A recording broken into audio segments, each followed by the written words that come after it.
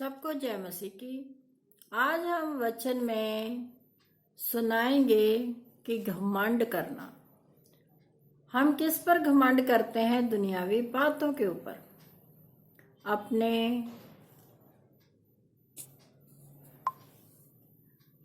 दुनियावी धन दौलत के ऊपर, अपनी सुंदरता के ऊपर, अपने छल कपट के ऊपर। लेकिन परमेश्वर हमें क्या सिखाता है कि हमें किस पर घमंड करना चाहिए? वचन में लिखा हुआ कि घमंडियों से तो मैं घिन करता हूं। तो बहुत बातें ऐसी होती है, परमेश्वर का जो वचन है वो क्या है? दो धारी तलवार है, हम वचन में पढ़ते हैं।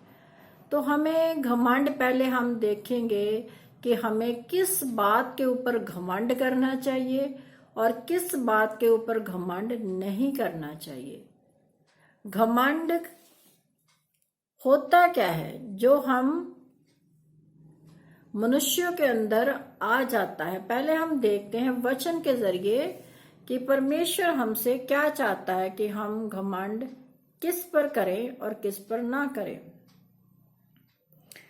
परंतु जो घमंड करे वह इस बात पर घमंड करे कि वह मुझे जानता और समझता है कि मैं ही वह यहोवा हूं जो पृथ्वी पर करुणा, न्याय और धर्म के काम करता है, क्योंकि मैं इन्हीं बातों से प्रसन्न रहता हूं। तो यहाँ पर आपने वचन में सुन लिया कि परमेश्वर हमें क्या कह रहे हैं कि हमें किस बात के ऊपर घमंड करना चाहिए। हमें इस बात के ऊपर घमंड करना चाहिए कि हमारा परमेश्वर जो प्रभु यीशु मसीह है वो इस दुनिया का उद्धार करता है। उसने यह धरती, आसमान, पेड़ पौधे, जीव जंतु, जो कुछ हम देखते हैं उसने बनाया है। हम वचन में हमने आपको एक वीडियो बनाकर सुनाया था कि प्रभु ने कैसे संसार की रचना की, सृष्टि परमेश्वर ने कैसे बनाई और हमें परमेश्वर ने कैसे बनाया। तो हमें उस जीवते परमेश्वर के ऊपर घमंड करना है जो हमारे लिए सब कुछ पूरा करता है। वचन में लिखा हुआ है कि यहोवा मेरे लिए सब कुछ पूरा करता है। उस परमेश्वर ने हमें संपूर्ण बनाया है। जो जो हमें चाहिए था वो सब कुछ क्या है? परमेश्वर ने हमें दिया है। तो हमें इस बात पर घमंड करना चाहिए कि मैं परमेश्वर को जानता हूं और परमेश्वर मुझे जानता है। आप कैसे जानते हो परमेश्वर को? क्या आपने कभी परमेश्वर को देखा है या क्या आपने कभी परमेश्वर को सुना है? तो फिर आप घमंड किस बात के ऊपर कर रहे हो? बहुत से लोग ये कहते हैं कि मैं तो परमेश्वर को जानता हूं, मैं परमेश्वर से बातचीत करता हूं, परमेश्वर मेरे साथ बातचीत करता है, जो भी परमेश्वर मुझे कहता है मैं वही करता हूं। वचन में ऐसा ही लिखा हुआ है कि वो अपने नबियों के संग बातचीत करता है, वो अपने वचन के द्वारा हमसे बातचीत करता है। वो हमें दिखता है। कैसे दिखता है? कि जब हम कोई कार्य करते हैं, जब वो हमारे कार्य को सफल करता है तब वो हमें दिखता भी है। जैसे हमने आपको वचन में सुनाया था कि जो पहला परमेश्वर ने, जब परमेश्वर ने आदम की रचना की तो आदम ने परमेश्वर को देखा और सुना। मूसा ने उसकी आवाज को सुना। जब आदम से पाप हुआ तब परमेश्वर का आत्मा उसमें से उठ गया और परमेश्वर को उसके बाद आदम ने ना देखा ना सुना। फिर वो दिखाई देना परमेश्वर उसको बंद हो गया था आदम को, लेकिन सुनाई देता था, परमेश्वर से बातचीत करता था। फिर मूसा नबी के जरिए उसने बातचीत शुरू की। मूसा नबी के द्वारा बहुत सी बातें की। उसके बाद जब इंसानों में पाप बढ़ता चला गया तो फिर क्या, परमेश्वर ने दर्शनों के द्वारा बातचीत करना शुरू कर दिया। आज भी परमेश्वर दर्शनों के द्वारा बातचीत करता है। वचन में आप पढ़ सकते हैं कि लिखा हुआ है जोएल की, जो जोएल भविष्यद्वक्ता हुआ उसके ने वचन में लिखा है कि आखिरी समय में परमेश्वर हमसे कैसे बातचीत करेगा, स्वप्नों के द्वारा। लिखा है तुम्हारे जवान स्वप्न देखेंगे, तो तुम्हारे जो बुजुर्ग हैं वो परमेश्वर की बातों को देखेंगे और लोगों को सुनाएंगे। परमेश्वर का आत्मा आखिरी दिनों में सबके ऊपर उंडेला जाएगा। वहां ये नहीं लिखा हुआ कि सिर्फ उसमें क्या है कि जो परमेश्वर के भक्त हैं, जो या परमेश्वर के सेवक हैं, उनके ही ऊपर उंडेला जाएगा। ये लिखा है कि तुम्हारे बेटे बेटियां, तुम्हारे दास दासियां, तुम्हारे बुजुर्ग, कहने का भाव जो भी इंसान है, परमेश्वर उन पर अपने कैसे भी तरह से दर्शन के द्वारा, अपनी आत्मा के द्वारा बातचीत करेगा। तो जब परमेश्वर हमसे वचन के द्वारा बातचीत करता है तो उस वचन पर हमें घमंड करना चाहिए कि परमेश्वर ने हमें कहा है और वचन हमसे बातें करता है। आज देखिए, आप बहुत सी वीडियो में देखते होंगे कि प्रभु के बहुत से जो दास हैं वो भविष्यवाणियां करते हैं और भविष्यवाणियां बहुत बार पूरी होती है और बहुत बार पूरी नहीं भी होती। तो बहुत लोग कहते हैं कि हम परमेश्वर के पवित्र आत्मा के द्वारा बातचीत करते हैं। करता है परमेश्वर अपने बच्चों से बातचीत, जो खराई और सच्चाई से उसके संग चलते हैं उनके साथ, सबके साथ नहीं। और बहुत से लोग कहते हैं कि हम पवित्र आत्मा पाए हुए हैं और पवित्र आत्मा पाने के बाद भी उनके कार्य ऐसे नहीं होते कि वो अपने कार्यों के ऊपर घमंड करे। लेकिन सबसे जो अच्छा घमंड करने का जो है वो हम इस बात पर घमंड करें कि परमेश्वर ने हमें बनाया है, परमेश्वर हमें जानता है, परमेश्वर ने हमारी तस्वीर को अपनी हथेली पर खोद रखा है। वो हर समय हमें देखता है, निहारता रहता है, हमारे अच्छे भले कामों को वो देखता रहता है। हमें इस बात पर घमंड करना चाहिए कि हमारा प्रभु यीशु मसीह जो है वो उद्धार करता है। उसने मेरे पापों को क्षमा कर दिया, उसने मेरी जिंदगी को बदल दिया। पहले मैं पाप में था, अब मैं परमेश्वर के संग चल रहा हूँ। पहले मेरा जीवन बेकार था, मेरे जीवन में कोई खुशी, कोई आनंद नहीं था, लेकिन अब मेरे जीवन में बहुत सी खुशी है, बहुत सा आनंद है। अब उसने अपनी शांति से मुझे भर दिया है। अब वो हर एक चीज को मुझे दे रहा है। मेरे मन की सारी जो बातें हैं उनको वो पूरा कर रहा है। वो मेरे संग संग चल रहा है, मेरे घर परिवार में उसका वास है। हमें इस बात के ऊपर घमंड करना चाहिए कि परमेश्वर हमारे दिलों में वास करता है। वो अपनी पवित्र आत्मा हमें देता है, वो हमसे वचनों के द्वारा बातचीत करता है, हम उसके वचन को दूसरों को सुनाते हैं। ऐसा परमेश्वर ने हमें बनाया है। हमें इस बात पर घमंड करना चाहिए, ना कि अपनी दुनियावी बातों के ऊपर घमंड करना चाहिए कि मेरे पास बहुत सा पैसा है, मेरे पास बहुत सी बुद्धि है, मेरे पास दुनिया भर की चीजें हैं। तो परमेश्वर इसके लिए क्या कहता है? बुद्धि कौन देता है? परमेश्वर। अगर परमेश्वर आपको बुद्धि ना दे तो आप किसी कार्य को नहीं कर सकते। तो सब कुछ हमें मिलता कहाँ से? परमेश्वर से। तो हम घमंड किस बात का करते हैं? आज आपके पास पैसा है तो वो भी परमेश्वर की देन है, क्योंकि वचन में लिखा हुआ कि धन यहोवा की आशीष से मिलता है और वह उसमें कभी दुख नहीं मिलाता। तो आप कैसे कह सकते हो कि मेरे पास पैसा है, मैं अपने इस पैसे के ऊपर घमंड करता हूं?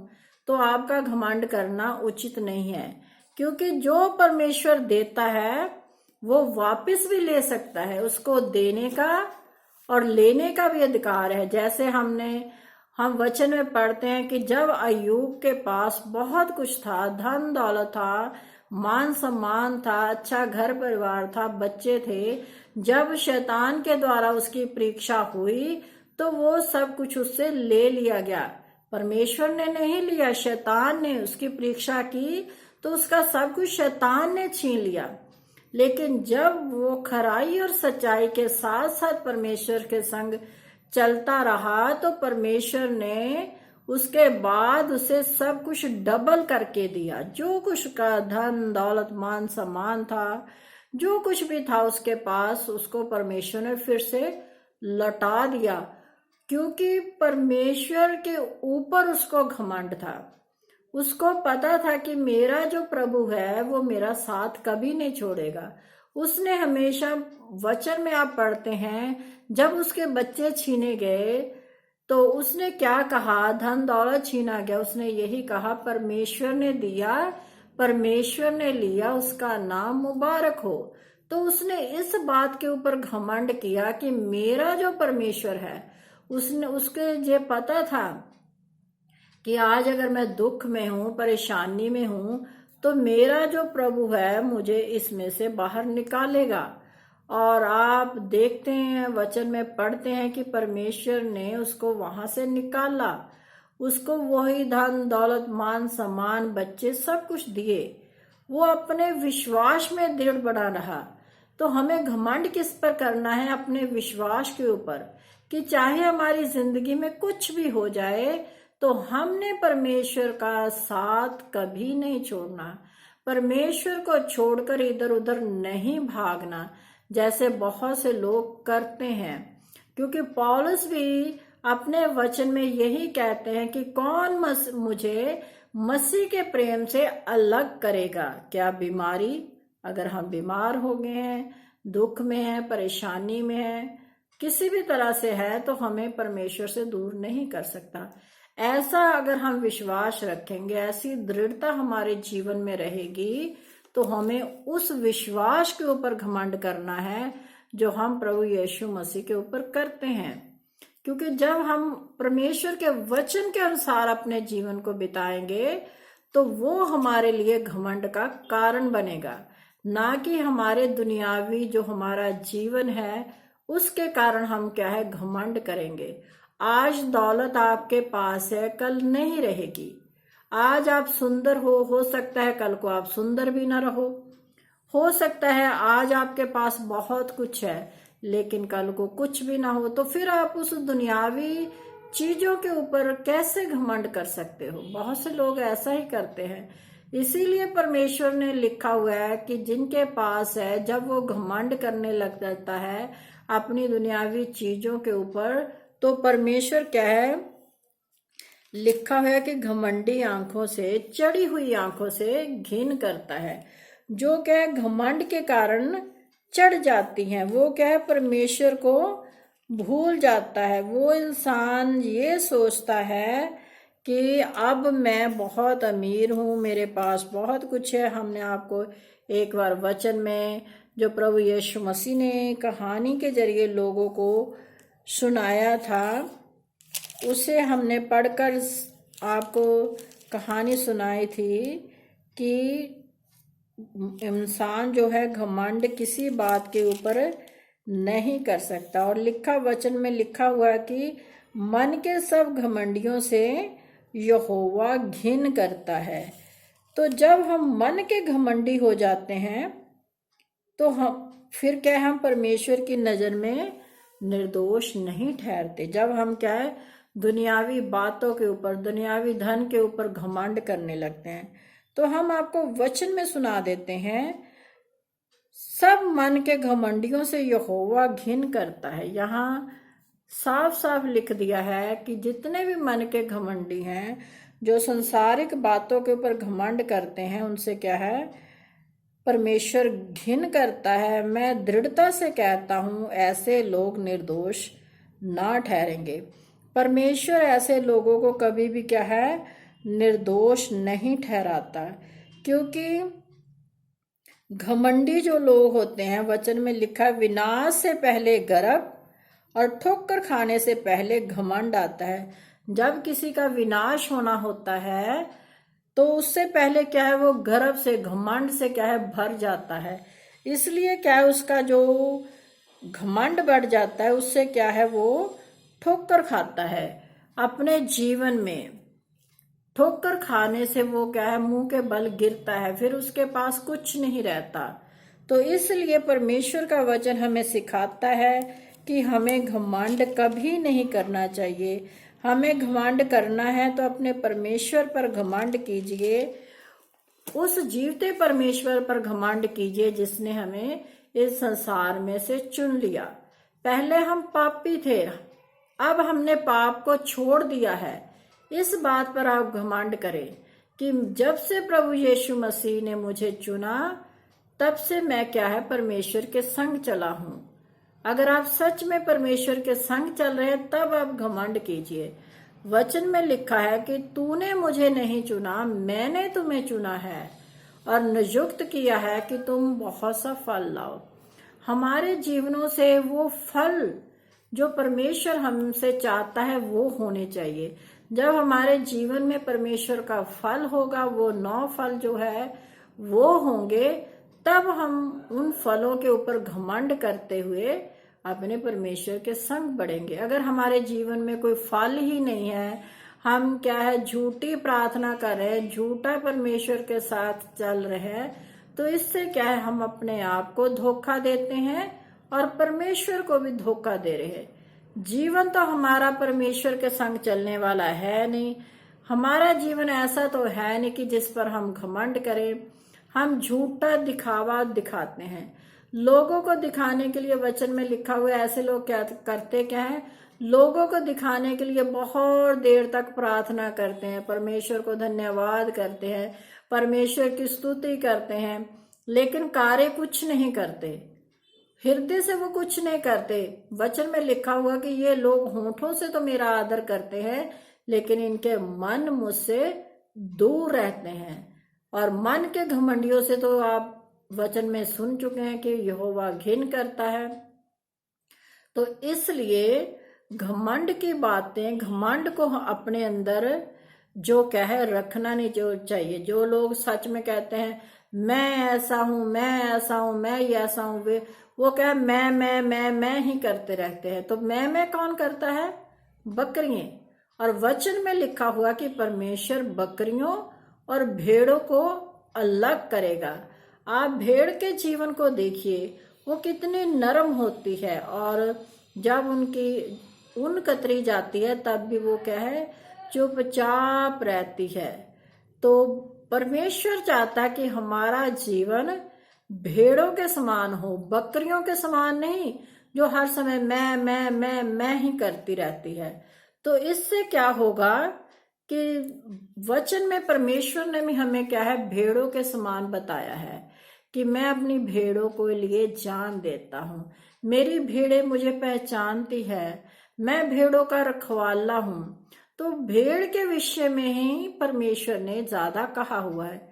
बकरियों के विषय में परमेश्वर ने कभी कुछ नहीं कहा, क्योंकि बकरियों का जीवन आप देखते हैं, वो कि खाते पीते भागते भी हर समय मैं करते रहते हैं। इसलिए अपने जीवन को भेड़ों के समान बनाइए, बकरियों के समान नहीं। अपने जीवन में जो मैं है उसको आप निकालिए। आपके जीवन में जो घमंड है उसे आप निकालिए। लोगों को दिखाने के लिए कार्य मत कीजिए। प्रार्थना सभा में जाइए तो नरम हृदय के साथ, अपने घर में बैठते हैं प्रार्थना करने तो नरम हृदय के साथ, तब आपकी प्रार्थना क्या है, कबूल की जाएगी। जब क्या है, अपने अंदर आप अपने अंदर से अपने आप को खाली कर देंगे। अपने अंदर से आपने खाली क्या करना है और उसमें भरना क्या है, आपने पहले अपने मन को खाली करिए। जो बुरी बातें आपके मन में है, बुरे विचार आपके मन में है, आप चोरी करते हो, आप ठगी करते हो दूसरों के साथ, आपके मन में लोभ है, आपके मन में ईर्ष्या है, वैर विरोध है, ईर्ष्या की भावना है, आप एक दूसरे से खार खाते हो, इन बातों को अपने अंदर से निकाल फेंकिए। तो अपने आप आपके अंदर जो परमेश्वर के 9 फल है वो भर जाएंगे। जब आपके अंदर परमेश्वर के वो 9 फल आ जाएंगे, तब आपको अपने ऊपर घमंड करने की कह सकते हो कि मैं अब अपने आप पर नहीं बल्कि उस परमेश्वर के ऊपर घमंड करता हूँ जिसने मेरे अंदर वो 9 फलों को भरा, मेरे जीवन को बदल दिया, मुझे खरा इंसान बनाया, मुझे अपने लिए चुना, अपनी सेवा के लिए चुना। तब क्या है, आप परमेश्वर की नजर में खरे इंसान बनोगे। आपको इस बात पर घमंड करना चाहिए। तो सबको जय मसीह की।